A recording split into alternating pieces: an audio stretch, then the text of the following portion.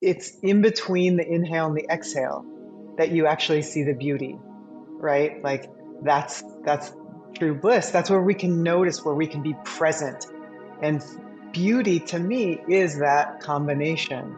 It's that combination. It's when we're able to be aware of our surroundings. Sometimes for me, that can be, and actually I can look behind me in the screen even and say that, like, where you see the architectural detail of the past and the clean line of the current moment is that, it's that meeting point. It's between the inhale and the exhale. That's where the beauty lies.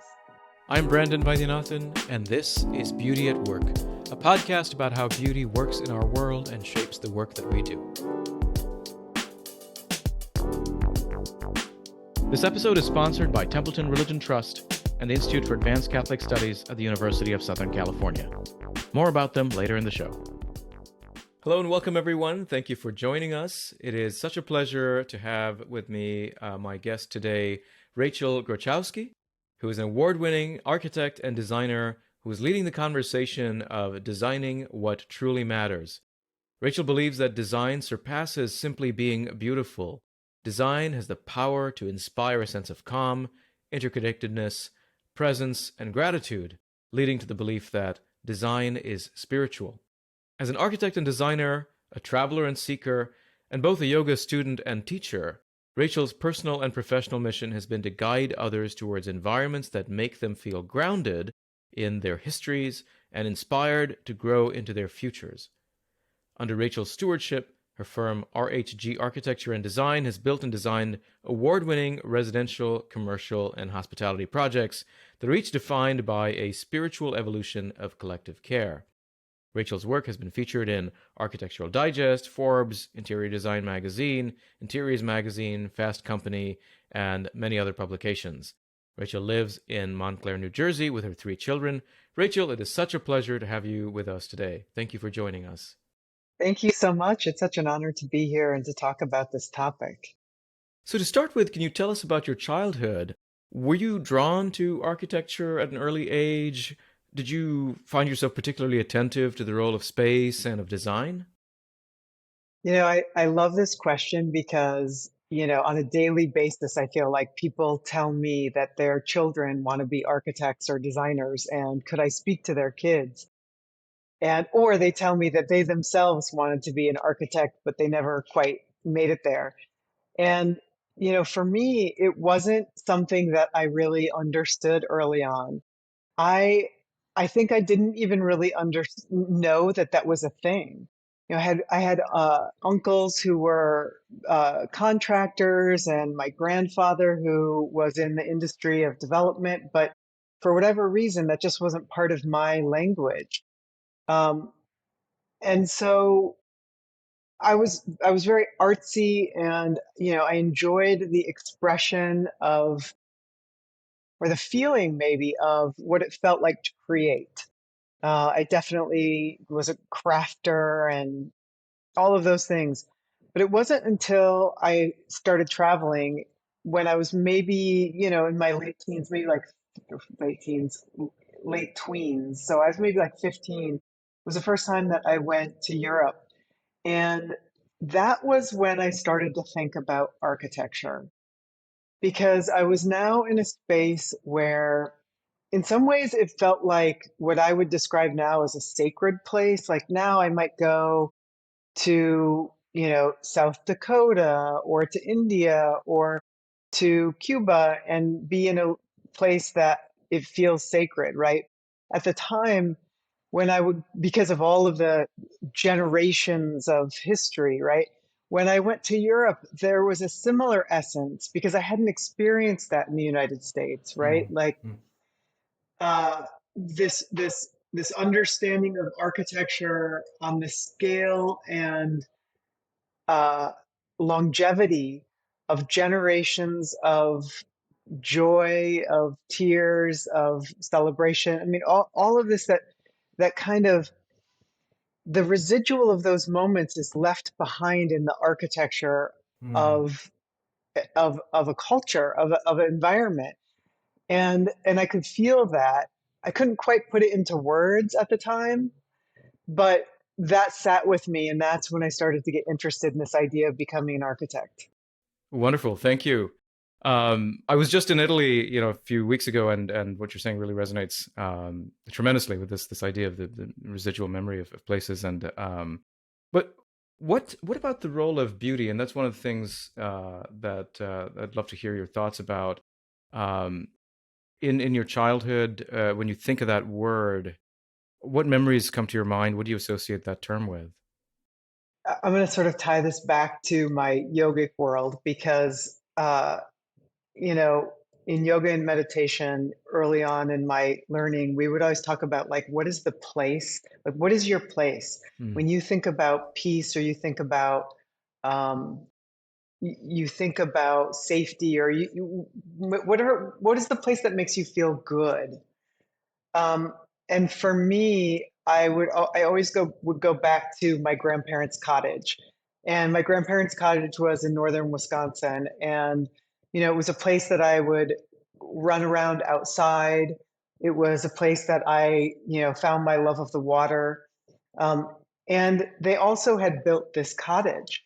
It was a contemporary cottage. It was, outside of the familiarity of like the spaces that I lived in otherwise, because it had double height spaces and it was kind of, mid-century modern and, walls of glass.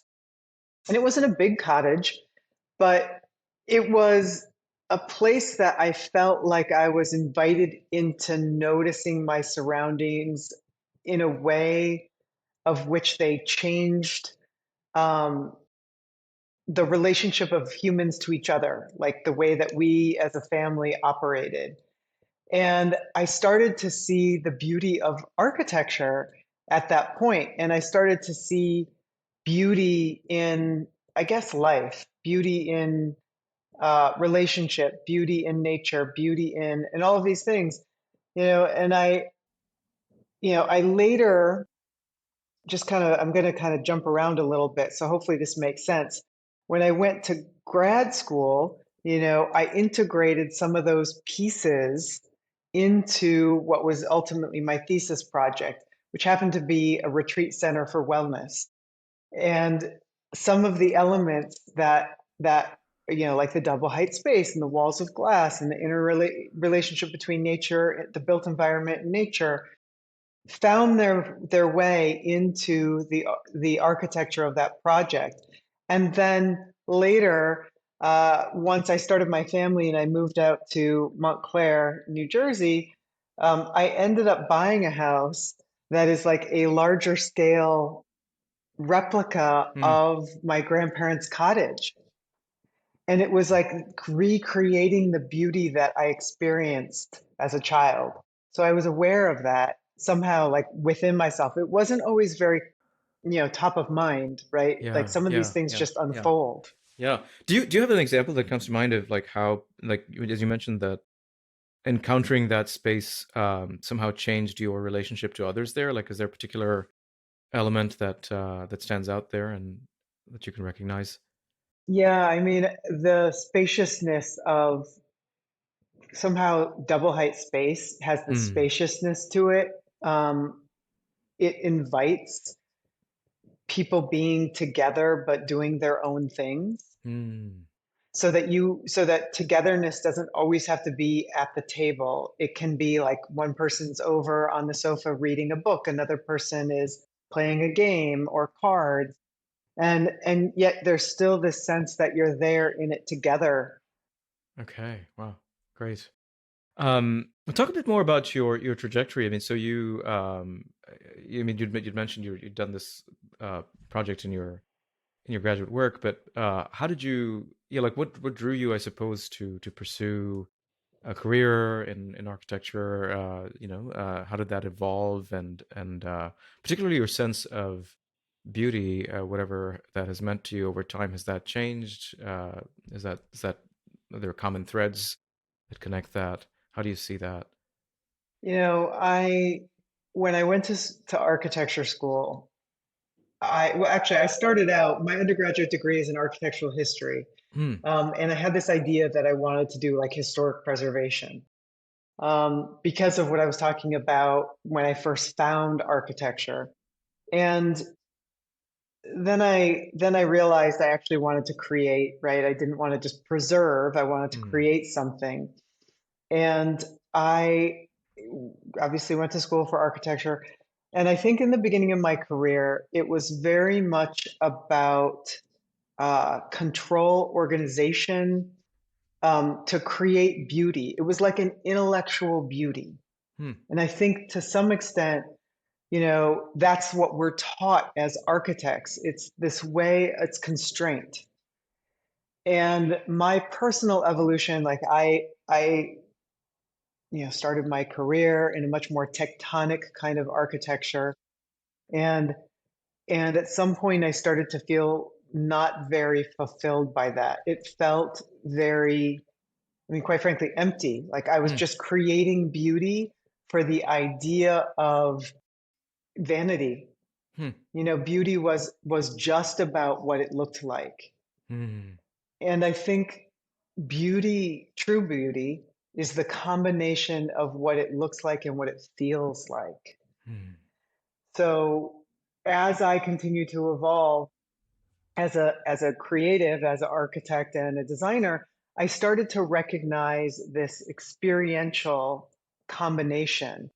So whether it's like the positive and negative space, or whether it's the smooth and the soft, or the hard and the soft, or the loud and the quiet, it's like, and I always I often go back to yoga as my essence. I feel like I'm it's the yoga of architecture, that it's in between the inhale and the exhale that you actually see the beauty, right? Like that's true bliss. That's where we can notice, where we can be present.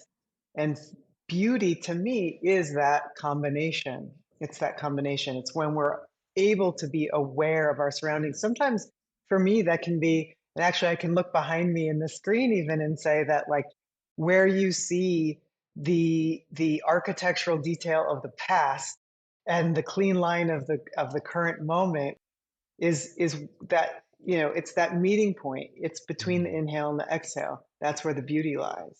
Hmm. Hmm. Fantastic. The term beauty, though, in architecture is seen by a lot of people as outmoded. Is that, did you have discussions about the concept when either when you were in graduate school, working with your colleagues? Was that sort of a term that was meaningful to other people? Is it a term that's even used, uh, with among professionals in your field? You know what? It's actually wasn't used. It really wasn't used. We talked more about balance, Hmm. about proportion. Hmm. We talked about, uh, really depended, I guess, on the individual. We talked about materiality. We talked about, but we didn't so much talk about beauty. And maybe it's that we had other words, depending on what you were designing. Like, as an example, if you're designing uh, uh, a restaurant or a bar, hospitality space, you might be talking about, you want it to be sexy, or you want it to be spacious. But the word beauty becomes almost like not descriptive enough. Hmm. Like it's not, Hmm. it's hard to define, right? I mean, that's what Right. we're talking about. It's hard to define, right? Hmm. And for everyone, Hmm. it has something, it means something different. And for me, I interpreted design as, and I ask clients this all the time, like how you want it to feel. Hmm. Because I came from architectural history, um, I would often kind of talk about, the energy of a building, again, like the energy that is in it, and how you create good energy. If you're building a new building, how do you create good energy? And if you're talking about an existing structure, how do you either retain the good energy, or if it's kind of been dissected, or I'll say disrespected over time, how do you open the energy back up so that, it feels spacious and joyful? But it's really, to me, it's about, like, how do you feel? How do you want to feel in the space? Yeah. Architecture, initially was about, protecting us, Hmm. right? It was like a base need. And as architecture became something, more than that, it was about getting closer to, God or nature or however you interpret that word. And so to me, that's where the beauty came in, you know. Yeah, yeah. Well, talk more about spirituality and its role then in your evolution as an architect. And you mentioned yoga, but I mean, more generally, I'm curious to know how your own spiritual commitments and perspective has shaped the work you've done. To me, spirituality is very much about values Hmm. and ethics. And when I look at architecture and design, uh, I want to infuse it with that. So truth, as an example, truth. Hmm. I believe that when you have small, even small non-truths, they reside within you and they kind of fester. You might not be able to articulate that, but it doesn't feel good, right? If Hmm. you Hmm. if you tell a non-truth. And in design, the beauty is the truth of the material. Hmm. So I like to invite people into the recognition, for example, even if you're talking about a kitchen countertop, which is, of natural stone. And the truth is, it's this is real stone that took thousands of years to be created. And the colors and the texture came from this energy that we have no control over. Hmm. And so now it's our reverence for this material. It's like it's that is given back to us or given to us as a gift, Hmm. And so when we start to ritualize and revere that which surrounds us, there's a spiritual nature to it. There's a spiritual nature to living. There's a spiritual ritualistic quality um, to the experiences that we have with our built environment. And to me, that again goes back to beauty. Like that's the beauty Hmm. of life, right? And then Hmm. there's the other layer, which is about, I talked about nature and how nature, the collaboration of nature and the built environment, but also humanity. Like I often talk about, um, it's like the best way to say it is the community of individuals who come together in unity in collaboration to create our built environment. And there's a honoring, there's a sustainability, there's a uh, gift of not just their labor but their love in order to create the spaces that we are in. And to me, that's very spiritual. It's about humanity and how we're Hmm. interrelated. Hmm. Hmm. Right. Yeah, and I suppose you'd even mentioned, from your early experience of how you were able to recognize the effect of space in connecting us to each other, right, and shaping our relationship to each other, um, and to nature. I think that's really is important. Um, you'd also mentioned in your work how the design can lead to a sense of calm and it can shape our sense of well-being. What have you found in your practice about the relationship between space and wellness? There's so many sort of small elements that you know I like to bring into a project. It's usually a connection with nature through large windows, through framed views out to maybe a tree or a specific mountainscape, or sometimes even your neighbor's garden. Mm, um, so it's definitely the connection between inside and outside. We spend 90% of our time inside, and this connection, like we are nature, so that's important. That's about our wellness. That starts to help our parasympathetic nervous system uh, be activated. So that's where you know, um, we start to feel more calm. And again, it's bringing in its materials, as I was mentioning, with the countertops, expressing the wood in in the grain of the wood. It's talking about the history. And it's the textures. Again, using natural fibers, natural materials. These are all things that can help us feel grounded. And when we feel grounded, we have this ability to exhale. So again, it's our Mm. parasympathetic nervous system. We begin, our shoulders relax, our mind starts to clear. And that's when we can truly enjoy our lives, when we can actually connect with others, when we can actually connect with ourselves. It's always about returning home. Mm. And, we can see what we're grateful for. In design, there's this other piece of it, which is creating, you know, uh, I say a lot that if everything is beautiful, then nothing is beautiful. Uh-huh. So it's like the overabundance can sometimes make us put us into this place where we actually can't see what is beautiful. So when I'm designing, maybe there is uh a beautiful piece of art on the wall and the furniture is really simple, or Mm. maybe there's a confined kind of lower ceiling kind of area that opens up into this expansive space, because it's that moment, it's like that transition moment where you're like, Yeah. um, it makes me think about, when the sun rises and you don't realize, you wake up and you look out the window and the sun is rising and you exclaim without even thinking, like, that's beautiful. That's what Yeah. we're trying to do in design. Right. Right. Right. Right.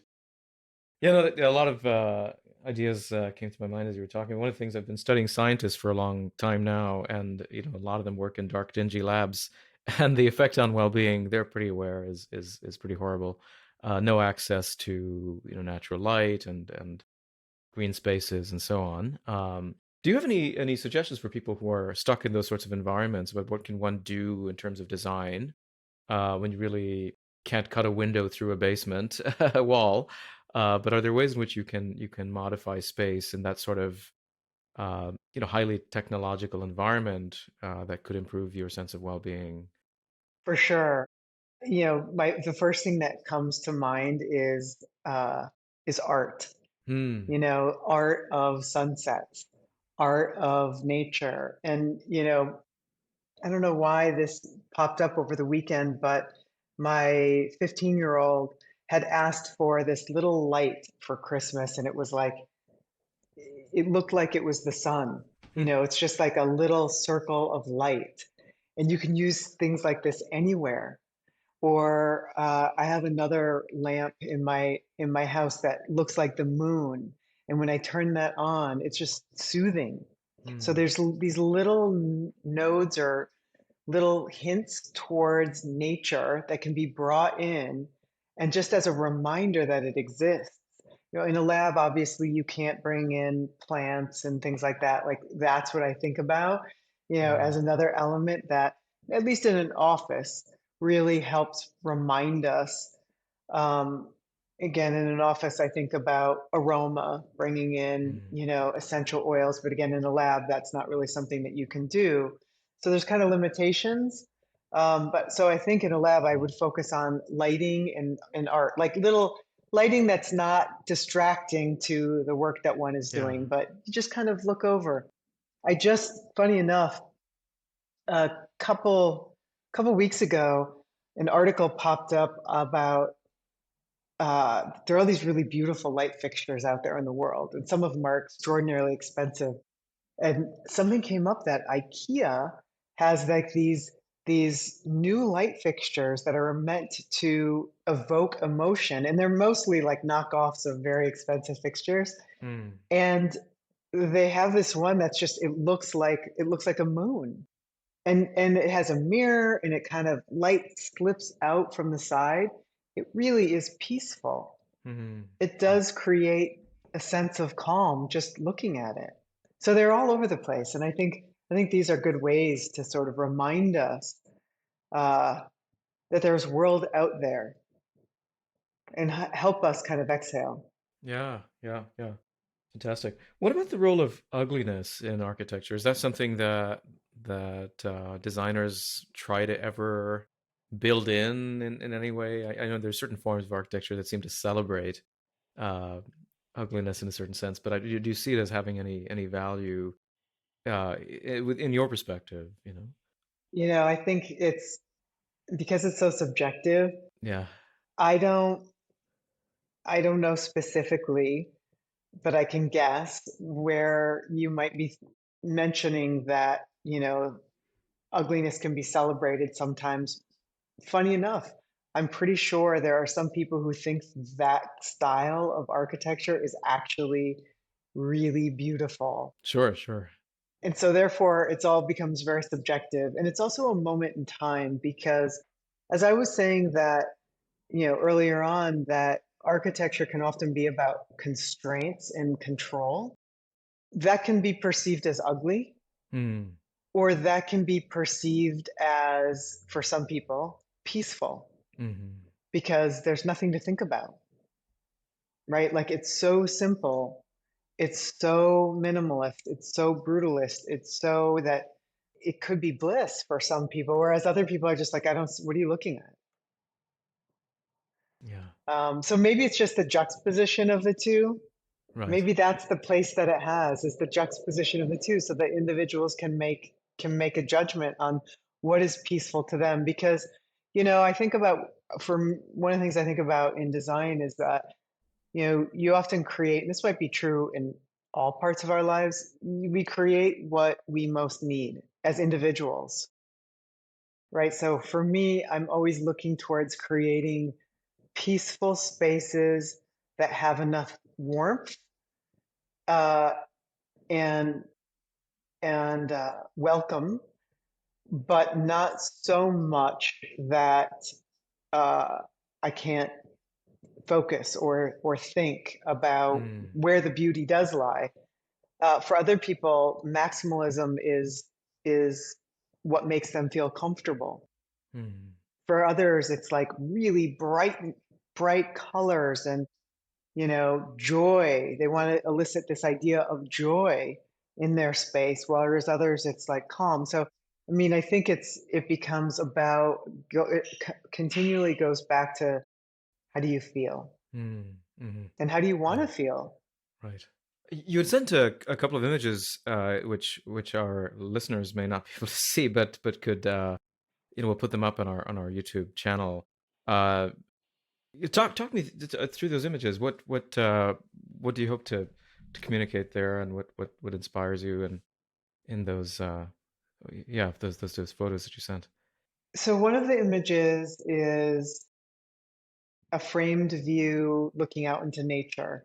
Mm, And there's this reflective light fixture that kind of has a bit of romance to it. The whole room, the essence of the room, almost has this blurred edge. It's a very modern space, double height, and the spaces flow. So you can't entirely see this in the image, but the space flows from the inside to the outside, and then from living room, dining room towards what is the unknown in this image. mm, And what that conveys to me is this idea of connection, mm, and how, in particular, I think both images I sent were residential projects, but how we, again, as I was talking about before, how even participating in our own activities, we are still together. We are still together, and effectively that we need each other. yeah. The other image was a fireplace, and there were a couple things about it. The mantle and the hearth and the whole essence of the fireplace is a slate, and it was designed with some sort of harken back to history. It's like this blend between like a historic detail and a modern design, partially because it's in a historic house. Mm, And this family was moving into the way they wanted to live. But you don't turn your back on the past. You you hold a piece of the history and you plan for the future so that you can be in the moment. Mm. And so the details of that fireplace were a bit of this. It was like this idea that we can be both. We can put one foot in each side so that we can actually be here. And for me, that goes back to spirituality. It goes back to, the essence of my personal belief about design, about life. Uh, it kind of wraps it all into one. Wow. Wow. Great. Where do you see your trajectory unfolding? And what are you looking forward to? What are you working on these days? Tell us a little bit about how you're seeing the future. I First of all, the way life unfolds is pretty magical. I look back at everything from my childhood in northern Wisconsin to growing up in Colorado to uh, this thesis project, this wellness retreat that I did in school to where I am today. And right now, we're starting working on a Ayurvedic farm Mm. in New Jersey, which is pretty interesting and exciting. Um, Obviously talking about regenerative farming and utilizing the historic buildings, farm buildings, and turning them into spaces where what's being grown can actually, be infused with ceremony. Mm. We're also in the process of talking with somebody about a workforce equitable multifamily development where the idea is that wellness is for everyone, and it's embedded into the community in Mm. a way that not just the wealthy can experience this. Mhm. So that's really beautiful to me. And we're also working on a number of cannabis dispensaries where we're talking about plant medicine as a way for people to heal, which is also really exciting and interesting. And these are all things that, for me, my roots being in the growing up and I didn't grow up in the northern part of Wisconsin. It's like my life has been all over the place. But Mm. um, this idea that we're all in this together, we can create spaces and places that will nurture all of humanity are the types of projects that I want to do. Mm. That's where I feel like my true value, like my true authenticity can continue through the projects. We've got lots of different types of projects. Even when I talk about residential projects, Mm. people ask me how I moved into residential. It was really about how that can change a relationship in a family. Mm. I had one couple tell me that we started working on their house and they had the top floor of the house to themselves. They each had separate bathrooms. This seems like a really ridiculous thing to tell you, but they ended up joining the bathrooms, right? So they had separate bathrooms. They joined the bathrooms. They were kind of like, oh, like I don't know, he's messy, she's not, or vice versa, whatever it was. Anyway, fast forward to the built environment 6 months down the road, and they said to me, "We've never spoken to each other more than we do now that we share a bathroom." Like that was the only time as a very busy family that they had together alone, and it changed their relationship. Mm. You know, we're working on projects that, we're focusing on creating community and wellness and equity. Mm.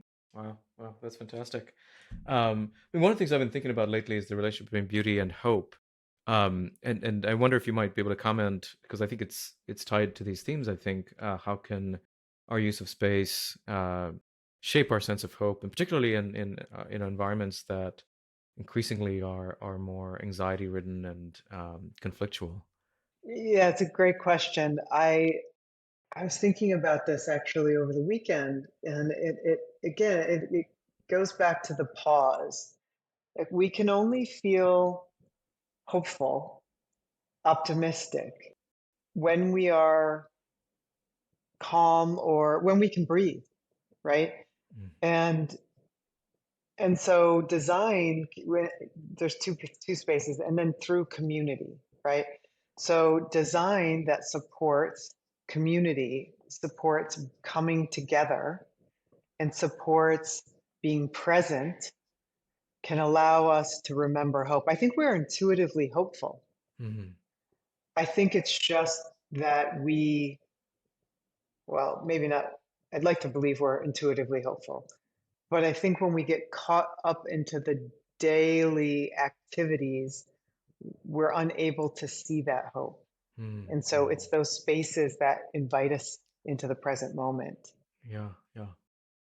Do you find personally any obstacles to encountering beauty in your work? Any challenges and ways to perhaps overcome those challenges, or challenges that you're still trying to figure out ways to overcome? Challenges, sure. I mean, one would be trust. Hmm. I find that clients who come to us specifically because we're having the conversation about beauty and peace in architecture and design are the ones who have the hardest time letting go because they have such a I want to say that they have such a big expectation, but it's like they have words around what they're looking for. Hmm. And so the fear that they're not going to get there can sometimes be a barrier to getting there. Whereas clients who come to us who don't always realize what their goal is. Like maybe their goal is just to have a fresh start. It's like their goal is to have, um, a new kitchen or to feel like it's new or a new restaurant or whatever it is, a new movie theater. Like they don't, they're just, I just want it to be new, right? Huh. It gives us this opportunity to kind of like mind the work behind the scenes in a way that we can deliver it to them without uh, resistance. Hmm. And the end result is often, wow, like I didn't realize my life could feel like this. I didn't realize that, every time I was going to walk into my home or walk into the restaurant, I was going to feel this peace. We did this spa. I guess we finished it about a year and a half ago. And even still, the client posts on social media all the time. It still feels fresh every time I come in. It Huh. feels like peace every time I walk in the space. It feels like joy. It feels like beauty. It feels like it still elicits this sensation every time she goes into the space. She couldn't articulate what she was looking for, but that was just like what we delivered up. Hmm. But there was a lot of trust there. So that's a big barrier at times. People get attaching to what they think they want and not being able to like let it unfold. Because I mean, Hmm. ultimately, that is life, right? And that's design too. That is how we get to beauty is kind of being the witness, Uh-huh. right? It's the witness of how it unfolds. Um, Other barriers are economic. What do you do in those cases with trust? I mean, how do you help somebody build that trust, or is that something that just depends on the person? Like if someone is really locked into a particular ideal, it's really, that just remains a struggle, or are there ways in which you find that you can enable somebody to trust? Most of the time we can enable them to trust by asking a lot of questions. Hmm. Like, what is the root of the goal? Hmm. Once I start asking questions about, what is it that you like about, red? Or what is it that you like about, this shape of space? Or, this connection to the next room or whatever it is, this material. I can start to understand the biases that they have in their mind. And once I understand the bias, I can take that narrative and mold it into something that resonates for them. So it's understand there's a lot of psychology behind it. Mm. And quite frankly, I often do feel that we can make almost anything beautiful. We can change the energy in almost any space once we understand what it is that's not working or what the goal is or what the struggle is. Right. But it depends on knowing what it is that the person wants. Is that the key thing, or what's? It's like, Mm. as an example, I might say to someone, send me some inspiration images of, let's say we're doing a restaurant. Send me some inspiration images of what you think resonates with you or what you want your brand to be about.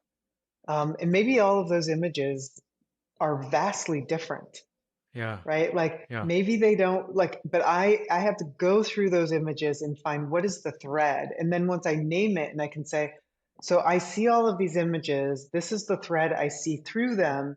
Is this what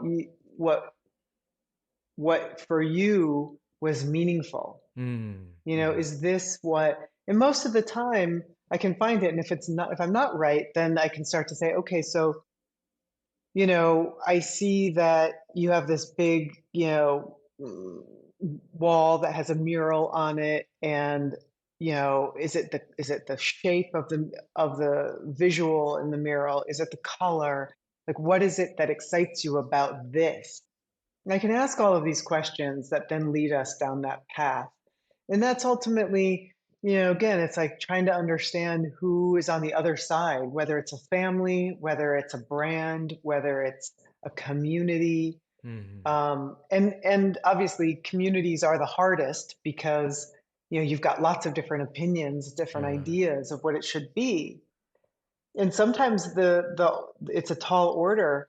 Um, we're in the process of talking to a temple right now that and we'll see if we end up working on this project, but they had gotten threats against them.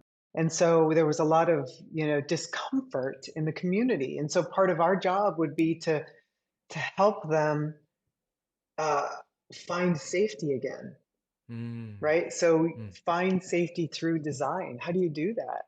Like that's a Mm. tall order in some ways, but actually, to me, that's one of the most beautiful challenges that you can have because it's about bringing a community together. It's about healing. It's about, how design really does change the world or can change the world. Yeah. Yeah. Wow. You were saying economic was the other factor. Could you say more about that?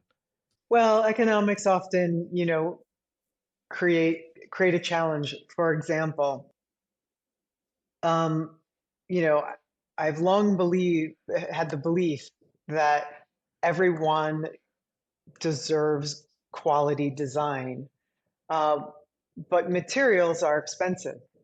And so sometimes, earlier I was talking about truth and I was talking about my personal opinion about using materials in truthful ways. If when the dollars come in and projects maybe are not financially sustainable, you have to start making trade-offs. And those trade-offs might look like, now we're going to use, fake wood or fake stone or so that sometimes gets to be hard. Like, Mm. I don't know. I think about Howard Rourke all the time. I don't know if you read The Fountainhead. The Fountainhead, it's Oh, Ayn sure. Rand. Right. Right. Yeah, Right. yeah. Yeah. Okay.